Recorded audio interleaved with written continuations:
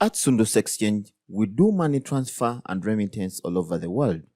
We have offices in Dubai, offices in Kampala, Somalia, and different parts of the world, USA, Canada, UK, Dubai, among others. Download the Pesi app from Play Store and you can exchange money all over the world and the recipients receive via mobile money. Try Pesi today for instant exchange. Sundus Exchange, your money transfer and the best as remittance. We are fast and reliable money transfer limited.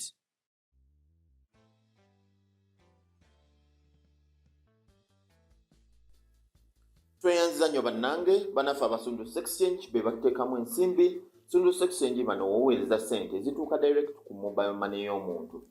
Bali e Dubai, bali e Qatar, bali UAE yonna, bali e Malaysia, bali e China, bali e UK, bali mu America, bali mu Australia, bali e Pakistan. Kakati nze ntera nnyo gamba abantu nti jjukira ffe kizibu nnyo okuweereza abali ssente. Naye ng'era bw'oba musobozi osobola okuweereza ssente z'e Dubai. So, naye ate tulina bannaffe abagenda okuba ebyeyo abaweereza ssente wano. Kati enkola osobola okuweereza ssente ne zituuka wano direct ku mobile money. Kiba kitegeeza nti omuntu aba teyeetaaga passport, national ID. Oyinza okuba ng'oyagala kuddukanya project naye ng'olina okuweereza ssente z'omusenyu, ssente zaaki. Kiba kitegeeza ate ssente ntono z'oweereza ate tolina kuweerezaako za transport. So, Sundus Exchange bano baluddewo nga bavungisa ssente okuzijja mu doolo, okuzijja mu pound, okuzijja mu ki. Naye n'okuweereza ssente. Naye kati ekintu tukifudde digital.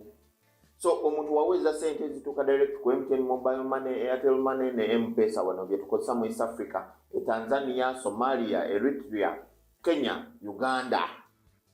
So, mweyune bannaffe aba Sundus Exchange abateekamu ssente okulangira ku channel yaffe eno. So, mu wiiki eno tubadde ne pasita eyakubye abantu emiggo mukulu kabuye. Abantu bagudde eddalu, nkola ya kigwetere. Omusajja yabadde ne chaati ng'erina ku kkubo ku luguudo lw'e Kasese, oluguudo lwa Nkwima. Pastor kimanya kintu Dennis baye Dennis kintu niyo. Naye nze simutegeera. Kansoke ngando maife abagoberezi ba Kristo. Tuyitibwa endigga. Era tukyenyimiririzamu tetukiwakanya ffe kuba ndiga za Kristo. Kuba Kristo ye musumba. Naye nze omusajja ono kintu sijja kumuyita pastor wabula kamuyita omufere kintu.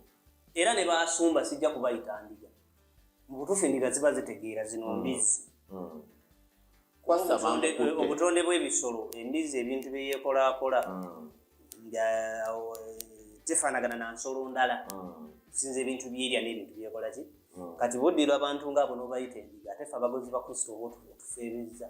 Abagoberezi bano ojja kubayita embizi kubeera nazitunuulidde nga mulingeri ndowooza babulako kaamulali n'ennyaanya. Pasa bamukutte abagoberezi ne bagamba nti bo babakujja ekyeyagalire naye nalabyemu n'abantu abamuzaala pasta yennyini. Ensonga lwaki mbayise embizi? Lwaki pasta yadde akuba abantu? Tebalina magezi. Ekyo nja kusaba gavumenti etuyambe kuba abantu afaanaganako nga bwe munaabaleka mu ddembe lya kusinza buli muntu akole by'ayagala. Mujja kusingana obuzibu. Ensonga lwaki Kibwetere yakuŋŋaanya abantu n'abookya.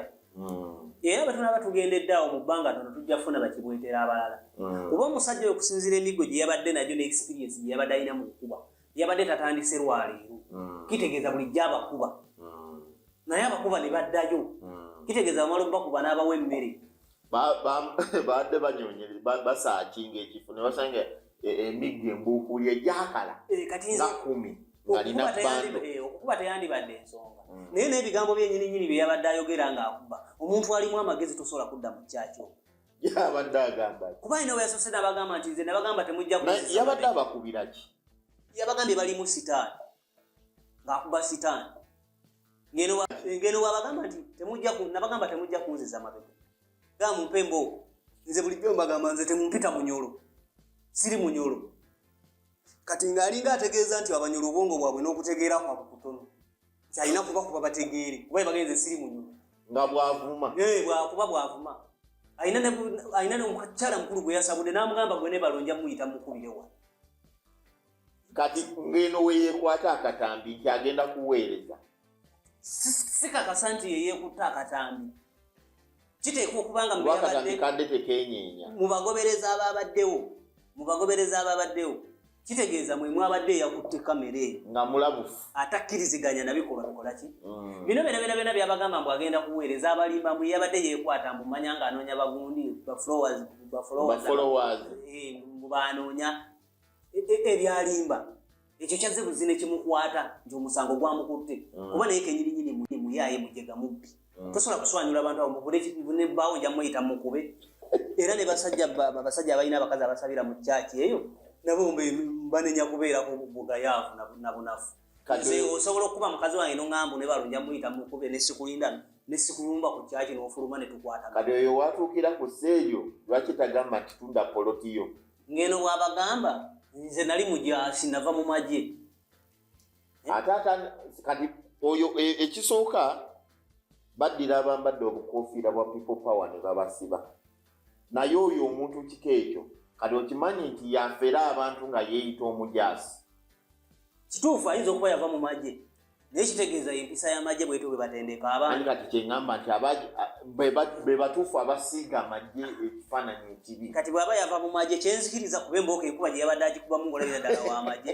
teyawukana n'abamagye bano bwe bakuba abeekalakaasi naye bw'oba wava mu magye lwaki tewasigala mu magye kati omuntu afaanaganako bwati bwabakubira mu kyaki kati musisinkane ng'ali ku duty kivula bannayuganda tulabye nnyo kabuye oyo omusajja bagenda mmuta ne wiiki ebbiri ayinza obutazimalayo olwedde bajja mmuta kuba ekisookera ddala ddembe lya muntu okweyimirirwa era bw'anajja mu kkooti ng'aleeta abamuyimirirwa ye omulamuzi ajja kukola ki ajja mmuta bali be yabadde asabula bawoza ngu yabadde abakuba kyeyagalira naye nga gavumenti yandibadde eraba akabonero ako yo neekozesa amaanyi gayo omusajja bebabeera bamutadde ekkanisa n'egiggala